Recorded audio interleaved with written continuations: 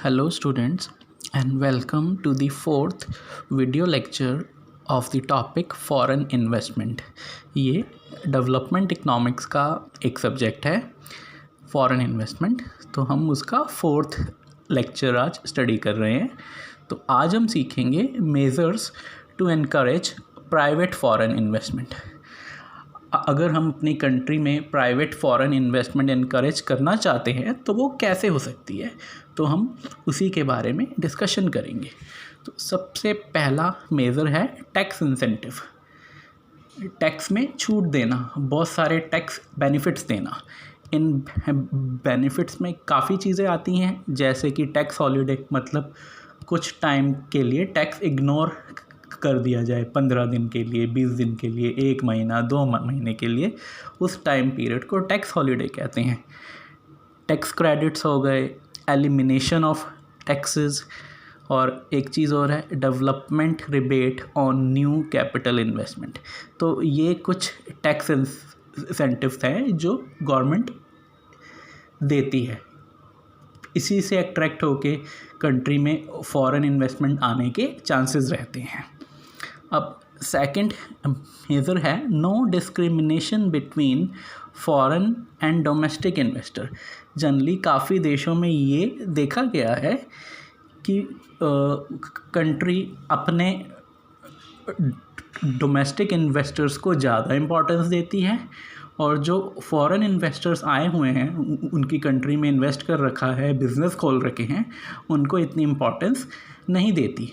तो इस टाइप का डिस्क्रिमिनेशन बिल्कुल भी नहीं होना चाहिए, तो जाके फॉरेन इन्वेस्टर अट्रैक्ट होते हैं किसी कंट्री में जाकर बिज़नेस खोलने के लिए। हम एक एग्ज़ाम्पल ले रहे हैं। एग्ज़ाम्पल है यूएसए और उरुग्वे का। यूएसए की काफ़ी कंपनीज़ ने उरुग्वे में बिज़नेस खोल रखा है, और जो गवर्नमेंट ऑफ उरुग्वे है वो बिल्कुल भी डिस्क्रिमिनेशन नहीं करती। उस गवर्नमेंट ने इक्वल राइट्स दे रखे हैं अमेरिकन कंपनीज़ को। जो एडवांटेज उरुग्वे की डोमेस्टिक बिजनेस को मिलते हैं, वही सेम बेनिफिट अमेरिकन कंपनीज़ को भी उधर अवेलेबल है। This was under the treaty of friendship between USA and Uruguay. Hope आपको ये सेकंड मेजर भी समझ में आ गया होगा। थर्ड है गवर्नमेंट गारंटी। काफ़ी केसेस में जो अंडर डेवलप्ड कंट्री है, उनकी गवर्नमेंट फॉरेन इन्वेस्टर को गारंटी देती हैं।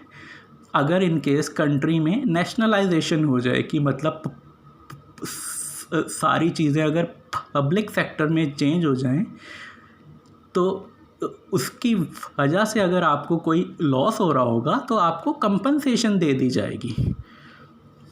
मोर ओवर, इसी कंटेक्स्ट में मैं एक एग्ज़ाम्पल लेता हूँ। जैसे अमेरिका काफ़ी कंपनीज़ को इंश्योरेंस देता है, इंश्योरेंस कवरेज देता है जो अब्रॉड में इन्वेस्ट कर रही हैं। तो एक बार इसे हम रीड कर लेते हैं। It is generally in form of assurance that in event of nationalization the private sector would be given prompt and just compensation. For example, some capital supplying countries like USA give insurance coverage to company investing abroad. तो ये explanation थी government guarantee की। अब हम fourth measure की ओर बढ़ते हैं।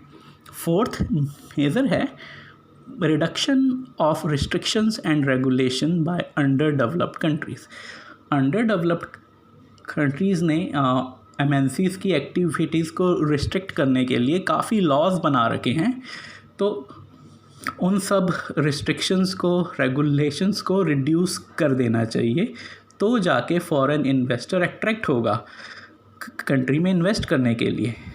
जैसे for example avoiding undue delay in the project screening, approving and other procedures. Actually अगर फॉरेन कंपनी कोई काम शुरू करना चाहती है, कोई प्रोजेक्ट स्टार्ट करना चाहती है, तो उस प्रोजेक्ट को स्टार्ट करने के लिए कंट्री में बहुत सारी लीगल फॉर्मेलिटीज़ होती हैं और बहुत सारे स्टेप्स होते हैं उनमें, तो उनमें बहुत टाइम लग जाता है।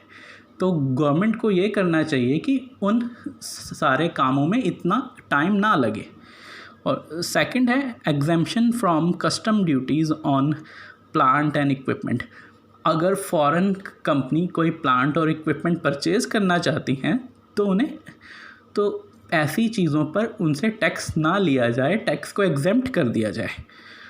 Third one is assist advice on legal matter about labor recruitment, site selection etc. In short मैं ये कहना चाहूँगा कि गवर्नमेंट को फॉरेन इन्वेस्टर्स को, फॉरेन कंपनीज़ को लीगल एडवाइस भी देनी चाहिए, लीगल हेल्प देनी चाहिए ऑन वेरियस मैटर्स। अब होप आपको ये फोर्थ मेजर समझ में आ गया होगा। अब फिफ्थ मेजर सबसे ईजीएस्ट में मेजर है जॉइंट वेंचर। जॉइंट वेंचर की हेल्प से एक under developed country easily foreign investment country में ला सकती है। ये सबसे इजी और सेफेस्ट वे है। इससे अंडर डेवलप्ड कंट्री को बहुत बेनिफिट रहता है, क्योंकि इससे टेक्नोलॉजी का बहुत बेनिफिट मिल पाता है और जो कंपनी का कंट्रोल है वो कंट्री की गवर्नमेंट के पास ही रहता है। तो हम एक बार इसे रीड कर लेते हैं। Joint venture between foreign investor and domestic investor and government is the safest way for private foreign investment to enter underdeveloped countries and it give benefit to the host country। मतलब underdeveloped country को वो benefit देती है। ऐसे कौन से benefit हैं? import of advanced technology and government control over management of enterprise। तो ये एक्सप्लेनेशन थी जॉइंट वेंचर की। अब लास्ट मेजर है पॉलिटिकल स्टेबिलिटी। कंट्री में पॉलिटिकल स्टेबिलिटी होनी चाहिए, स्टेबल गवर्नमेंट होनी चाहिए, लॉ एंड ऑर्डर सिचुएशन भी अच्छी होनी चाहिए। अदरवाइज़ कोई भी एमएनसी फॉरेन का कंपनी आपके देश में आके इन्वेस्ट नहीं करेगी। एक बार इसे रीड कर लेते हैं। Political stability is of utmost importance if condition of political turmoil is in the country, for example government changes too often or bad law and order situation, then no foreign investor would like to risk his money by investing in that country। Hope आपको ये sixth major भी समझ में आ गया होगा। So this was the explanation to the measures to encourage private foreign investment, and after studying this you can easily answer the following questions and test yourself। Thank you students and have a great day।